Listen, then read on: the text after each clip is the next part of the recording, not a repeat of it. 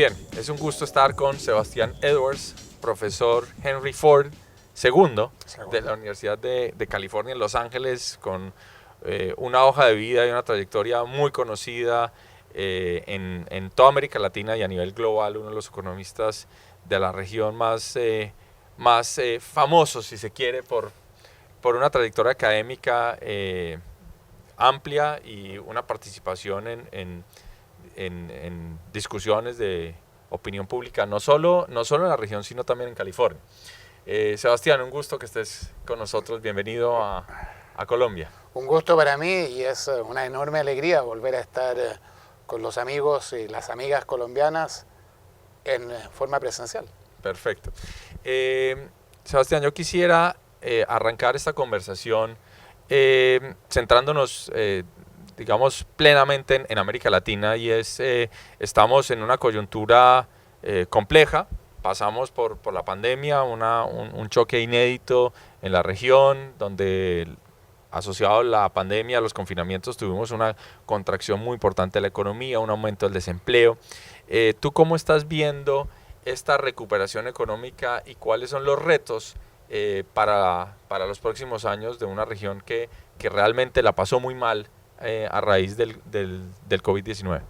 Bueno, yo creo que la recuperación por la pandemia propiamente tal está avanzando a buen paso en la mayoría de los países, pero no es más que eso, una recuperación. Y recién algunos países están volviendo al nivel del 2019, otros están todavía rezagados, pero el tema que a mí me preocupa, y me preocupa de verdad, es que viene para adelante. Después de la pandemia hay desafíos enormes y es una región muy convulsionada socialmente y un poco huérfana de ideas de cómo avanzar económicamente, y en varios países con una noción de nostalgia de volver a políticas económicas del siglo pasado que no dieron resultado. Y eso obviamente que me preocupa, ¿no? El tema social, la desigualdad, los desequilibrios. Del lado positivo es que, con algunas excepciones, las inflaciones están más o menos controladas, pero no hay mucho más sobre lo cual podamos sentirnos muy contentos. En esa temática de las recetas, digamos, nostálgicas, muy fallidas, pero que vuelven a aparecer en el escenario, por ejemplo, en la discusión ahora de la coyuntura política de nuestro país, hay propuestas como, por ejemplo, controlar precios, ¿sí? Hay una propuesta reciente de un candidato bueno, si los arrendamientos están caros, entonces pues controlemos los precios, que el gobierno diga qué precio para cada arrendamiento, o cortémoslos a la mitad, o cosas del estilo como imprimamos dinero para generar unos ingresos de tipo renta básica. ¿Tú cómo ves estas historias de intentos fallidos que vuelven a la región? ¿Por qué, digamos, podemos caer en las mismas trampas una y otra vez? Bueno, es un tema fascinante y hay muchas respuestas al respecto. Una respuesta que va a la economía política del tema es que la izquierda nunca estuvo muerta como gente más conservadora o más de derecha o pro mercado pensaba. Y la izquierda se ha reagrupado bajo una estrategia desarrollada en los años 20 por Antonio Gramsci, el gran marxista italiano, y que escribió en sus notas de la prisión, que es dominar el relato. Y el relato de izquierda, como lo decía Gramsci, también lo decía una persona que estaba en el completo otro lado, que era Friedrich Hayek. El relato de izquierda es muy atractivo, sobre todo para la gente joven. Es un relato de solidaridad, de ser buenas personas, de ayudar al prójimo, ayudar a las ballenas, a los pingüinos, y tiene asideros de verdad, pero una vez que se controla ese relato, es posible empezar a tener entrada en las políticas públicas. Y eso es lo que hemos visto, por ejemplo, en Chile. Chile es el caso emblemático porque el sistema, el modelo chileno, fue enormemente exitoso. Pasó Chile de tener un ingreso per cápita prácticamente idéntico a Colombia, Ecuador y Costa Rica. Y hoy día tiene más del doble que Ecuador, más o menos más del doble que Colombia y 50% más que Costa Rica. Y sin embargo, en Chile el relato es un relato de que todo falló. Y eso lleva a políticas que reaccionan a lo que se ha hecho en los últimos 30 años. Y esas políticas son muchas de ellas muy nostálgicas, pero atractivas, por lo menos en una primera lectura. Y lo que pasa es que la gente que las está proponiendo no ha leído ni ha estudiado la historia. Y la verdad es que no funcionan. Y la gran pregunta que hay que hacerse es cuando no funcionan, ¿qué va a pasar? Y ese es el interrogante, porque si son políticas, por ejemplo lo que decías tú, de imprimir dinero que no funciona o controlar precios, y eso resulta en una inflación, cuando no resulten, no funcionen, no den los resultados que ellos esperan, ¿qué van a hacer? ¿Van a redoblar la apuesta o van a echar marcha atrás y hacer correcciones? Y esa es la pregunta. Yo llamo a eso el momento Mitterrand. En el año 83, el presidente Mitterrand de Francia, que había entrado a la presidencia, un socialista histórico, con un proyecto muy de izquierda, muy progresista, se dio cuenta que no andaba. Y se dio cuenta que no andaba porque el tipo de cambio de franco a dólar, que había sido toda la historia 5 francos, desde la Quinta República, desde que llegó De Gaulle, 58, 5 francos por dólar, de pronto era 10 francos por dólar. Se había duplicado el precio del dólar. Y Mitterrand, en el verano del norte del año 83, dijo, no nos está resultando, y echó pie atrás. Y dijo, yo quiero que Francia sea un país eficiente, productivo, moderno, y que le dispute el ancla de la Unión Europea a Alemania. Por el ritmo que vamos a ser líderes del tercer mundo. Entonces Mitterrand, en el momento de Mitterrand, recula y corrige. Salvador Allende en Chile, en el momento en que es claro que no funciona, redobla la apuesta y controla más precios e imprime más dinero. Y termina en una tragedia y en 17 años en Chile de una dictadura muy, muy cruel. Hablemos de Chile, digamos, tu país natal. En los últimos 30 años Chile ha sido un país exitoso, digamos, uno de los ejemplos más claros de éxito económico, con reducción de desigualdad, aumentos en movilidad social. Pero a pesar de todas esas ganancias, todos observamos lo que fueron las protestas del 19 que desencadenaron en la Convención Constituyente. Estamos a puertas de tener una elección presidencial. Yo quisiera escuchar primero un poco tu diagnóstico de cómo logramos reconciliar ese desencanto con un modelo que al mismo tiempo ha sido exitoso. Es decir, las cifras lo muestran, pero la percepción no es tan benevolente o es muy crítica. Y dos, la pregunta es si ese excepcionalismo chileno ha llegado a su fin y en los próximos años lo que veremos es digamos, ciclista que se escapaba, este corredor que se escapaba, si lo vamos a ir volviendo de vuelta hacia el pelotón que es, digamos, el resto de países de la región. Bueno, esa es la gran pregunta y tiene que ver con lo que yo decía anteriormente del momento Mitterrand.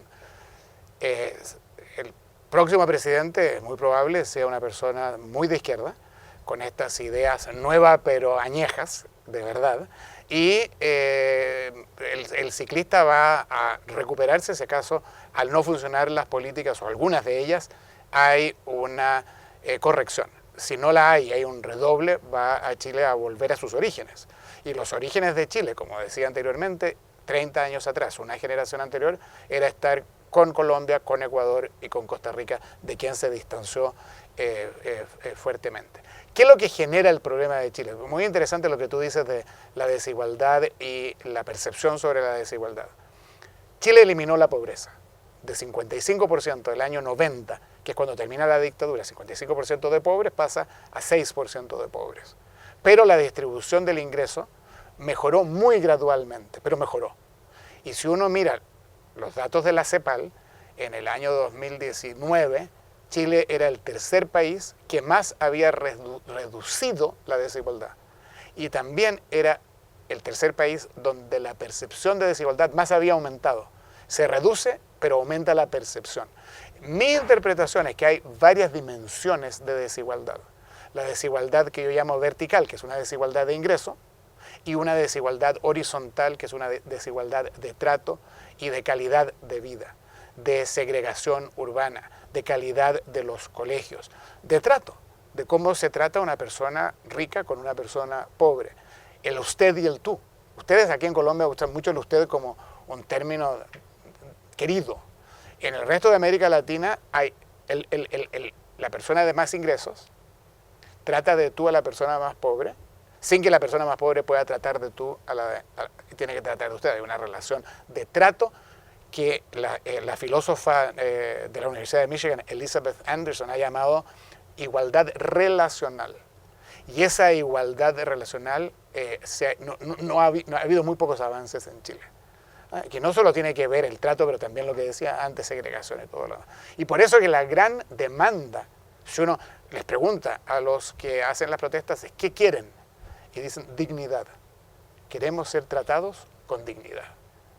Entonces, ese es el problema. Y el tema es que después de 30 años de éxito, hay que renovarse. Le pasa a los equipos de fútbol, le pasó a Brasil. Se quedaron con el juego bonito y los golearon en Brasil los alemanes, digamos, de una vergüenza. ¿Por qué? Porque no innovaron. Entonces, después de 30 años, Chile debiera haber pasado a un nuevo sistema y se fue quedando atrás. Y yo creo que ahora la pregunta es, ¿van a ser capaces de recular y volver a un sistema moderno o van a insistir en los años 50? Porque muchas de las ideas de esta izquierda nueva son ideas de los años 50, del siglo pasado. Estamos hablando de 70 años. Muy bien. Quisiera hacer una transición para que hablemos un poquito de tu perspectiva de Colombia.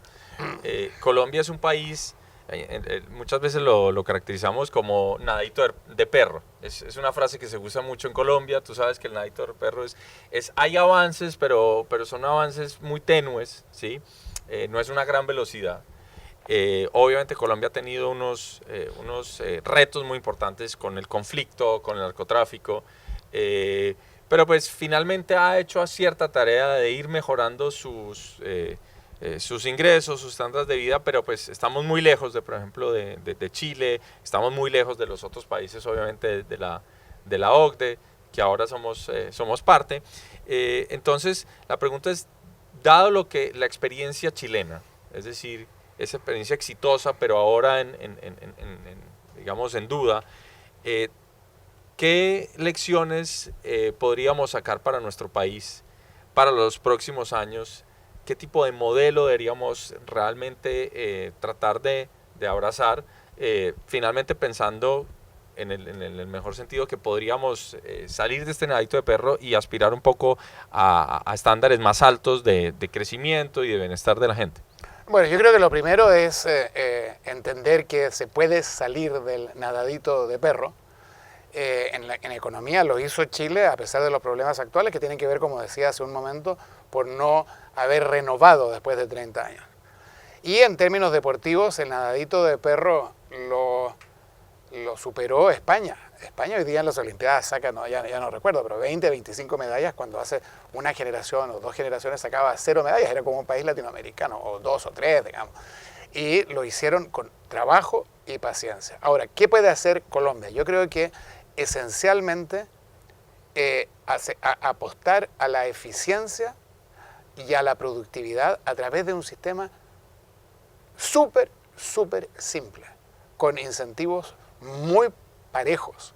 Y yo le decía a amigos colombianos en la charla que tuvimos acá hace un rato, la gran gracia del modelo chileno es que cuando se abrió al resto de la economía, al mundo, se abrió con una tarifa de importación uniforme, sin excepciones, todo 10%.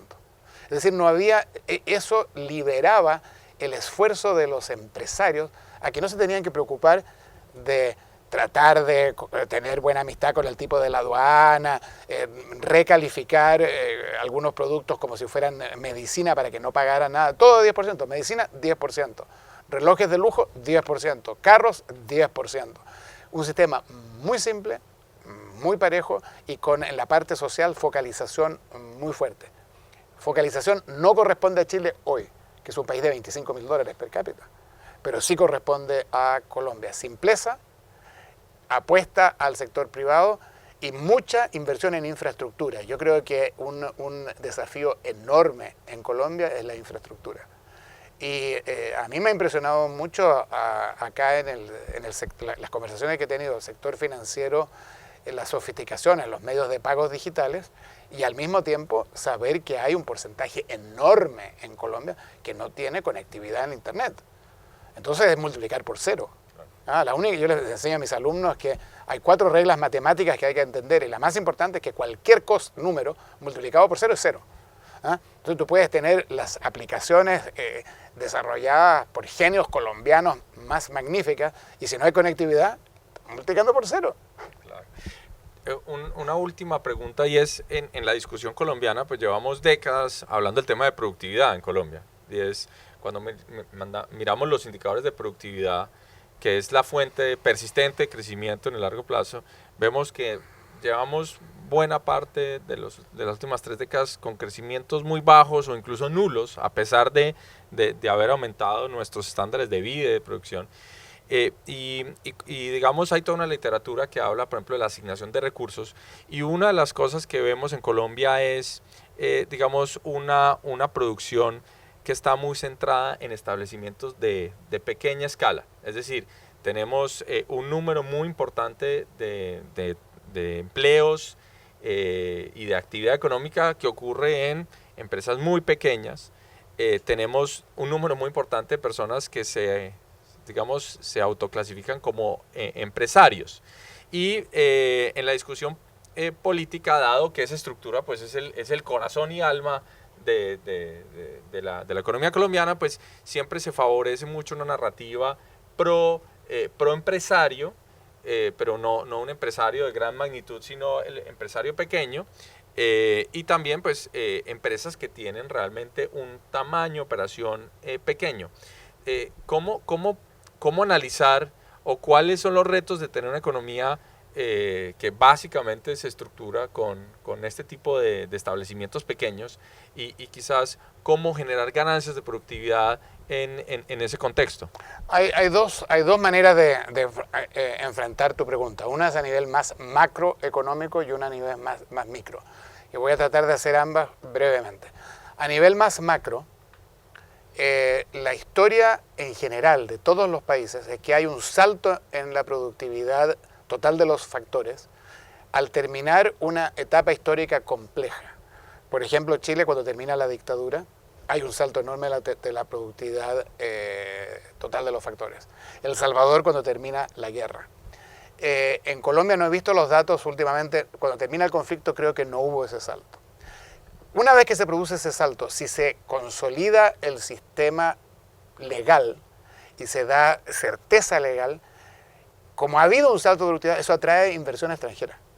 Y ahí la fuente de crecimiento principal pasa de ser la productividad a ser la inversión.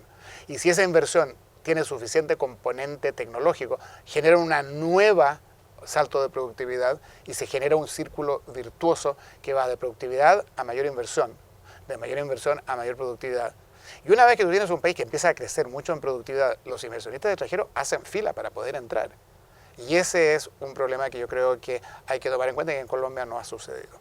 Ahora, al nivel micro, es lo que tú dices es muy verdad, no solo de Colombia, esta gran cantidad de empresas pequeñas, muy pequeñas, y que tienen imposibilidad verdaderamente de introducir mejoras en los procesos.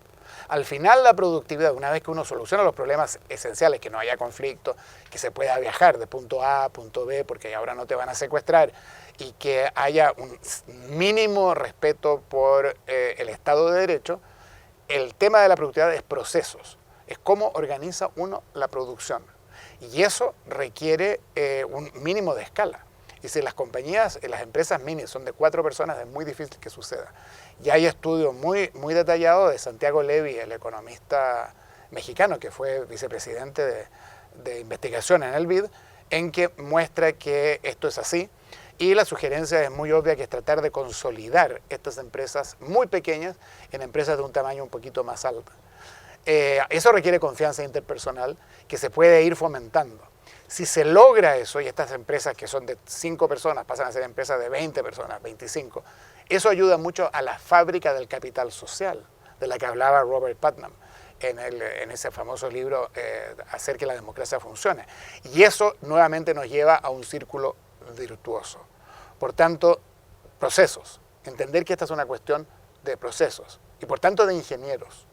Los economistas fijan, con uno que otro abogado, tampoco, no muchos, ¿no? Fijan el marco, y una vez que el marco, los procesos lo tienen que ir desarrollando los ingenieros. Y necesitamos más ingenieros eléctricos especialmente, por la manera como ellos son entrenados, que economistas. Y ahí vuelvo a algo que dije yo en mi charla, que la comparación, según algunos autores, entre Chile y Taiwán, es que Chile es un país que lo hizo muy bien, pero que de repente empezó a trancarse, y Taiwán, que es una roca, no tiene ni un recurso natural, lo hizo muy bien y sigue haciéndolo muy bien. Es que Chile ha sido manejado durante 40 años por economistas y Taiwán ha sido manejado por ingenieros eléctricos. Y yo soy economista, pero digo, menos economistas, más ingenieros eléctricos. Muy bien. Ya para ir finalizando, Sebastián, y ya que mencionabas que eres economista, has sido un economista, digamos, muy prolífero en otras áreas. Ahora estás haciendo un podcast que recomiendo a la audiencia seguir, está en YouTube, creo que se puede conseguir, pero también has incursionado en la literatura. Entonces, quería simplemente para cerrar esta nota, preguntándote un poco, ¿qué te motivó a meterte en el tema literario? Está claro que los economistas, pues, en buena parte lo que hacemos es escribir y crear narrativas, pero pues, digamos, son pocos los economistas que logran tener un asidero como el tuyo en la literatura. ¿Y cómo fue ese proceso de pasar de escribir estos papers académicos que son muy, si se quiere, cuadriculados, en economía casi siempre matemáticos por naturaleza? ¿Cómo fue esa transición a escribir novelas? Tengo entendido que tienes dos, o hay otro que es la autobiografía, la de Conversaciones, y ahora sé que estás incursionando incluso en otro libro. Entonces, me da curiosidad un poco ese aspecto de tu vida literaria. Bueno, es algo... Bueno, gracias por la pregunta. Viene de familia.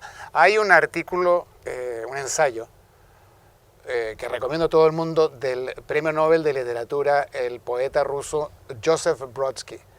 Y el ensayo se llama Halagando o para halagar a una sombra, To Please a Shadow en inglés. Y la idea es que cuando uno escribe, o en la vida de uno siempre hay alguien, o alguien es un grupo, del pasado de uno que uno quiere halagar. Y en el caso de Brodsky, él dice, yo escribía para halagar al poeta británico W.H. Auden, a quien no conocía. Pero cada vez que escribía una línea decía, esto lo escribo para ver si acaso le gustaría a Auden. Y en el caso mío, mi padre, un tío y mi abuela, 3 personas muy intelectuales, muy vueltas al mundo de las artes, al mundo de la literatura, son las personas que yo siempre traté inconscientemente de halagar en lo que hacía. Y eso me llevó a interesarme en las artes plásticas ya como ensayos, y en la literatura y en escribir historias.